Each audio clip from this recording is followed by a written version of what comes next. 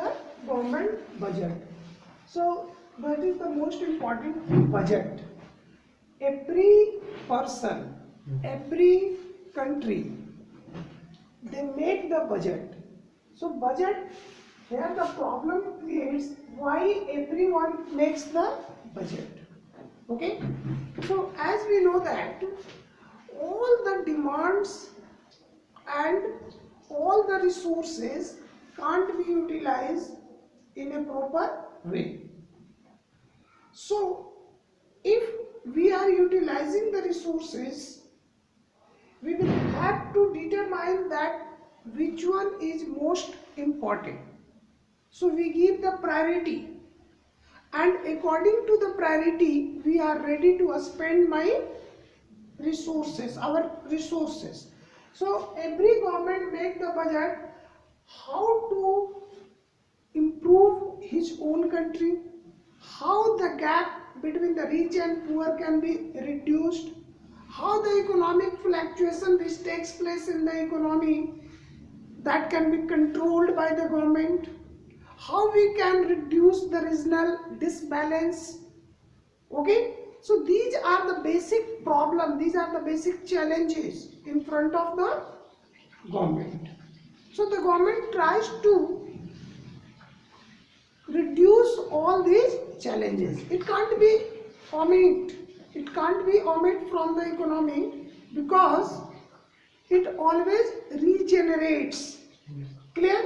So first of all we should know what is the budget and what is the definition of budget. So here I have taken 4 terms. One is the annual statement, second is the item wise, third is the anticipated receipts and expenditure, and the last is a fiscal year. Okay, so if we add all these points, we will get the definition of budget. First, it is an annual statement which shows item wise the anticipated receipts and anticipated expenditure of the government in a financial year or in a fiscal year.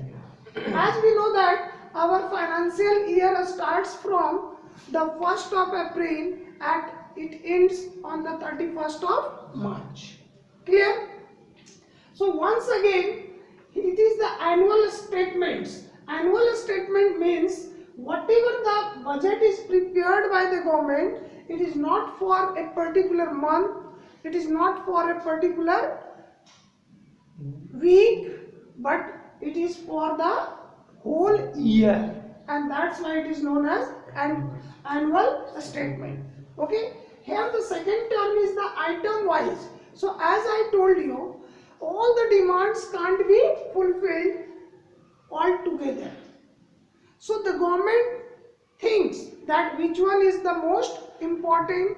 So according to the rank, according to the priorities, the government tries to solve the problems, and that's why here the term is used item wise. Next is the anticipated receipts. So receipts means that is the total income of the government, but it is not the actual income.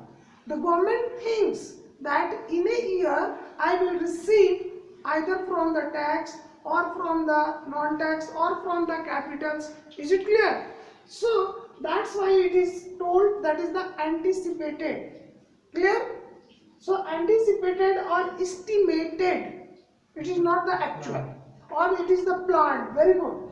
Planned receipts and planned expenditure or anticipated expenditure in a financial year. Okay. In the introduction I told you what is the need of the budget. So need is known as the objectives of government budget. So these are the objectives of government budget. There are lots of needs. There are a number of objectives, but I have taken only 4. So first is the reallocation of resources. As we know that resources is limited, and that resources will be utilized either for the rich people or for the poor people. So every capitalist wants to acquire maximum resources so that they can earn maximum profit. Point number one. Point number two, they want to spend these resources on luxurious goods, because in case of luxurious goods they will earn maximum profit, because most of the luxurious goods will be utilized by the rich people. So in that case the poor people will suffer. Okay, but the government is responsible for both. First, for the growth of the economy along with social welfare. So the government tries to reallocate the resources. Okay, so how this process takes place? So this process takes place by the two means. One is known as the tax, other is known as the subsidies. So if any firm is producing luxurious item such as liquor, such as cigarettes, it is also harmful for the society. So to reduce the consumption of these items, government impose maximum taxes so that its production may decrease, its demand may decrease. On the other hand, if anyone wants to produce the khadi products, okay, so these khadi products will help the poor people. Okay, so here the government will give maximum subsidies. Such kind of firm, such kind of industries will be exempted from tax. So in this way, reallocation of resources takes place. Second, redistribution of income and wealth. As we know that the distribution of income is not possible equally, because different people has different skill, they have different potential, and accordingly they earn more profit, or they generate more income. Okay, so the persons whose income is very high, the government will impose more taxes. As a result, their consumption power will decrease. Okay, on the other hand, if the poor peoples are available, the government gives maximum subsidies. So when they will buy at the subsidized rate, their consumption level will increase. So from one side that is declining, from the other side it is increasing. In this way, the gap between the rich and poor will reduce, and that is known as reallocation of redistribution of income and wealth. Next, come to the economic stability. Okay, so look here, suppose this is a simple graph. Okay, so this is the economical growth. This line indicates the economical growth. Is it clear? So it is the economical growth. This line, a straight line, indicates the economical growth, and this is the fluctuations of economical activities. So this point indicates the maximum point, and this point indicates the minimum points. Okay, so this is known as the boom. This is known as boom, and this is known as recession. So in the case of recession, there is excess unemployment. Unemployment, demand has decreased, and so on. So here the government spends huge amount of money. Okay, and here it is the situation of boom. So the government impose maximum taxes. So there are two situations always creates in the economy. One is the boom situation, other is the recession. So in the previous chapter you have also learned that is the excess demand and deficit demand. So it is the situation of deficit demand and it is the situation of excess demand. And in case of excess demand, the government controls it to the fiscal policy, that was the either the reduce the expenditure or impose the maximum tax. So that situation is the boom. On the other hand, at the time of deficit demand, the government increases its own expenditure and decreases the taxes. So in this way, the economic stability will take place. Clear? Now come to the economic growth. So what is the economic growth? There are two terms. One is known as the economic growth and other is known as economic development. So economic growth indicates that the per capita income is increasing. Okay? Whereas economic development means not only the per capita income increases, but the literacy rate will increase, employment opportunity will generate, the health status of the people will also recover, the life expectancy of the people will increase, and so on. So here economic growth means the growth in the per capita income, that is totally depends on GDP, gross domestic products. Okay, so the government tries to increase the productivity in all three sectors through the budgetary policy. Okay, either the primary sector or the secondary sector or tertiary sectors. So in this way, the government spends huge amount of money in these sectors so that the per capita income of the people may increase. Clear? So these are the basic objectives of government budget. Now come to the second point. What is the components of budget? Okay, so there are two main components of budget. One is known as the revenue budget and other is known as capital budget. So here the term is the revenue. Okay, so revenue budget has also two components.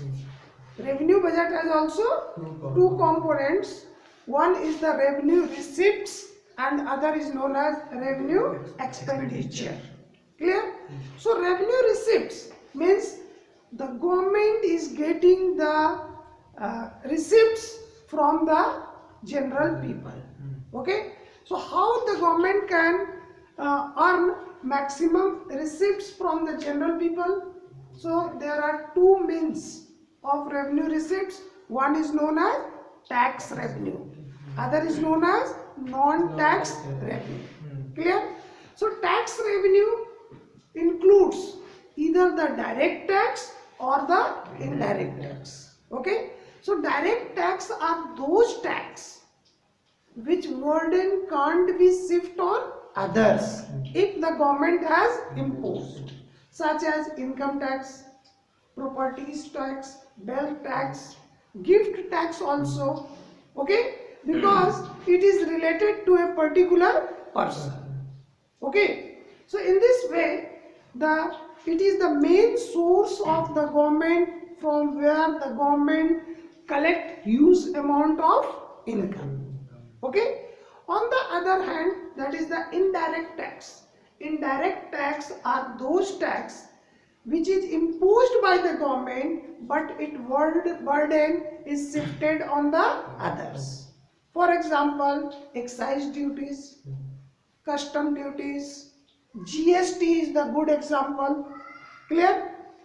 Because if the government has imposed the taxes on a particular goods and services, that tax will be collected by the consumers. Okay, so the burden goes on the consumer and that collection will be handed over to the government, and that is known as indirect tax. Clear? So next is sir, what is the tax?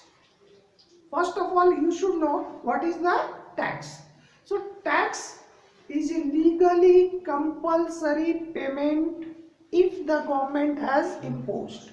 So here the term legally means if the government has imposed some taxes on a particular person, he can't move against that rules, and that's why it is told tax is a compulsory payment. It is mandatory.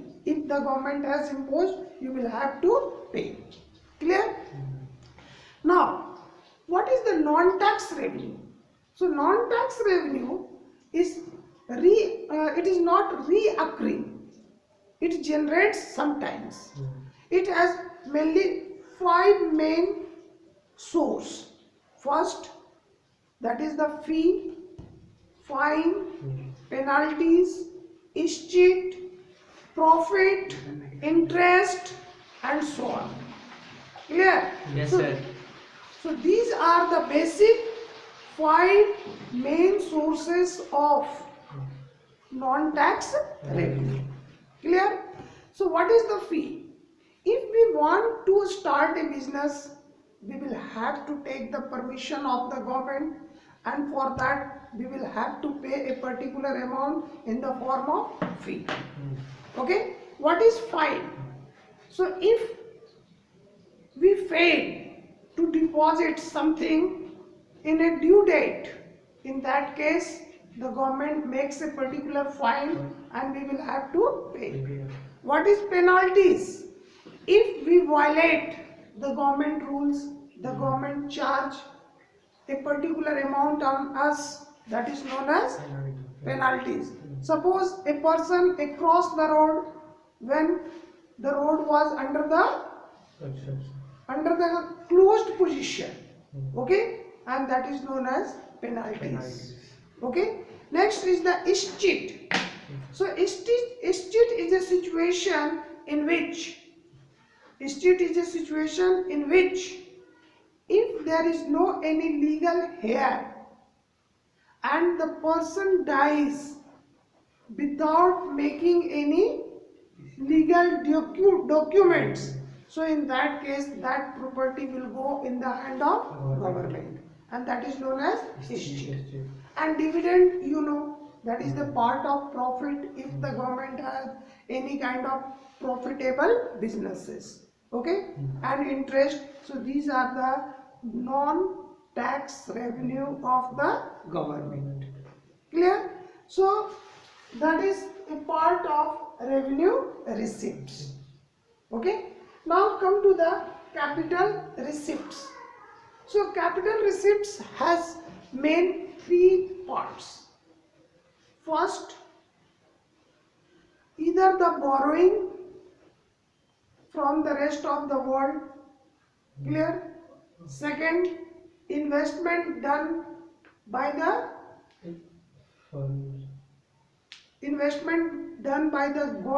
other countries. Okay, but it is not an actual part of the capital receipts because it is not the capital.